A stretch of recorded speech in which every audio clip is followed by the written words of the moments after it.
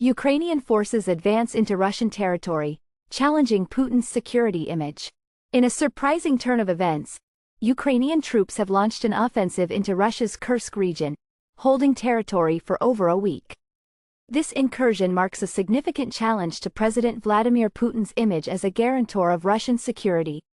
The operation began 9 days ago, with Ukrainian forces seizing and maintaining control of areas within Russian borders.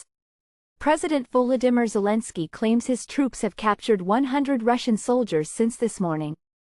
Putin has avoided using the term invasion, instead referring to the situation as events in the border area, or a provocation. He's vowed to force the enemy from Russian territory, but Russian forces have yet to regain control despite deploying reinforcements. This development comes as Putin faces mounting pressure. The prolonged nature of this incursion contrasts with previous challenges to his authority, such as the one-day Wagner mutiny in 2023. Analysts note that the longer this offensive continues, the greater the potential damage to Putin's authority and his carefully cultivated image as Mr. Security.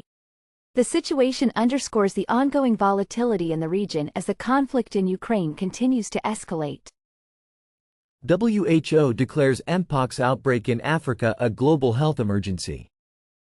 The World Health Organization has declared the Mpox outbreak in parts of Africa a public health emergency of international concern. This highly contagious disease, formerly known as monkeypox, has killed at least 450 people during an initial outbreak in the Democratic Republic of Congo and has now spread to several other African countries. WHO chief Tedros Adhanom Ghebreyesus stated that the potential for further spread within Africa and beyond is very worrying. The current outbreak is caused by the more deadly Clade 1 variant, which has a fatality rate of up to 10% in previous outbreaks. Since the start of the year, there have been over 13,700 cases reported in the DR Congo alone. The virus has mutated, creating a new offshoot called Clade 1b, which is spreading rapidly and has been labeled the most dangerous yet by scientists. The declaration aims to accelerate research, funding, and international public health measures. Dr. Jean Cassia, head of the Africa Centers for Disease Control and Prevention, warned that the outbreak could spiral out of control without immediate containment efforts. Mpox is transmitted through close contact and causes flu-like symptoms and skin lesions. This emergency declaration underscores the urgency of a coordinated international response to control the outbreak and save lives. Massive protests in Kolkata following doctor's rape and murder. On Wednesday night, tens of thousands of women marched through the streets of Kolkata and across West Bengal in a Reclaim the Night protest. The demonstrations were sparked by the rape and murder of a 31-year-old female trainee doctor at R.G. Kar Medical College last Friday. The victim was found dead after a 36-hour shift, with no designated rest area available. Police have arrested a hospital volunteer worker in connection with the case.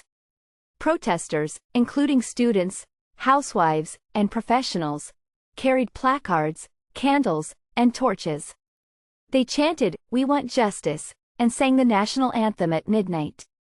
Similar, smaller protests occurred in other Indian cities. The march, described as unprecedented in scale, was organized via social media. Sanchari Mukherjee, a participant, noted, "It felt like every young woman was deeply hurt and determined, frustrated that they still face these issues in 2024. While largely peaceful, there were isolated clashes between police and unidentified individuals at the hospital." The case has been transferred to the Central Bureau of Investigation amid accusations of cover-up and negligence. This protest highlights ongoing concerns about women's safety in India and demands for justice in cases of sexual violence. Columbia University president resigns amid campus unrest. Columbia University President Minuchay Shafiq has resigned, effective immediately, after just over a year in office. Her departure comes in the wake of months of campus turmoil sparked by protests over the war in Gaza. Shafiq, an Egypt-born economist and former president of the London School of Economics, is the third Ivy League leader to step down due to conflicts related to the Gaza war and accusations of anti-Semitism on campus.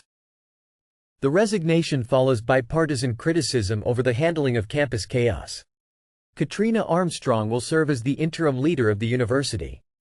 This development highlights the ongoing challenges faced by educational institutions in managing political tensions and maintaining a balance between free speech and a safe learning environment. The quick succession of leadership changes in prestigious universities underscores the complexity of these issues in higher education. Columbia University now joins other Ivy League institutions in navigating leadership transitions amidst heightened political and social pressures on campus. China's steel production plummets amid weak demand. Chinese steel production has seen a significant decline, reflecting the industry's struggle with poor demand and collapsing profit margins. According to the latest data from China's Statistics Bureau, steel output in July dropped to 82.94 million tons, marking a 9% decrease both month-on-month and year-on-year. This figure represents the lowest production level reported in 2024. The downturn is part of a broader trend, with total steel production for the first 7 months of the year reaching 613.72 million tons, 2.2% below last year's pace. This reduction in output comes as steelmakers grapple with weak market conditions, forcing them to implement steep cuts in production. The slump in steel production highlights the challenges facing China's heavy industries as the country navigates economic headwinds and shifts towards renewable energy sources.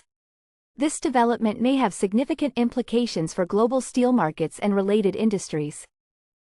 U.S. inflation drops below 3%, marking significant milestone. The United States has released its latest inflation data, revealing a significant breakthrough in the country's economic landscape. For the first time since 2021, headline consumer price inflation has fallen below 3%, bringing it within the Federal Reserve's official target range of 1 to 3%. This development represents a crucial milestone in the nation's efforts to control rising prices. However, core inflation, which excludes volatile food and fuel prices, remains just above 3%. This level of core inflation hasn't been seen since 1994. Prior to the current inflationary spike. The drop in headline inflation to below 3% suggests progress in economic stabilization efforts. However, the persistent elevation of core inflation indicates that some underlying price pressures remain in the economy. These figures are likely to influence the Federal Reserve's monetary policy decisions in the coming months, potentially affecting interest rates and economic growth strategies. Japan is preparing to end the alert for an elevated risk of a megaquake if there are no further developments, the nation's top spokesperson said. The country will end the Nankai Trough earthquake warning as of 5 p.m. local time Thursday as long as there are no changes to seismic activity, Chief Cabinet Secretary Yoshimasa Hayashi said at a regular press conference. Judge to order Google to open up App Store following antitrust verdict. U.S. District Judge James Donato announced he will order Google to open up its App Store in the coming weeks, following a December jury verdict that found the tech giant monopolized Android app distribution and billing. The ruling aims to address Google's anti-competitive practices, which generated $14.66 billion in revenue from Android apps in 2020. Judge Donato criticized Google's reluctance to accept the verdict and implement changes, stating, "You can do better than that," regarding the company's 12 to 16-month implementation timeline. He plans to issue a ruling that may apply globally and last at least 3 years. The judge intends to appoint a 3-member technical committee to oversee compliance. This decision marks the first U.S. attempt to correct Google's market dominance after years of European competition cases resulting in over €8.25 billion in fines. The ruling could significantly impact Google Play's revenue model, which charges developers up to 30% commission. Judge Donato emphasized his intention to avoid micromanaging Google's business while addressing the monopolistic concerns raised in the Epic Games lawsuit. Hedge funds add Apple, reshuffle technology portfolio. Hedge funds continued to buy into some of the biggest technology companies including Apple Inc. in the second quarter while trimming positions in Nvidia Corp. as they reshuffle their positions in the artificial intelligence boom that had fueled a blistering rally in the U.S. stock market. The iPhone maker saw the biggest increase by market value for a single stock in the 3 months through the end of June, according to Bloomberg's analysis of data from 13F filings. The stock soared nearly 25% during the period, attracting an aggregated net buy of more than 8.5 million shares from hedge funds. Janus Henderson Group plc and Third Point LLC were among funds that added Apple.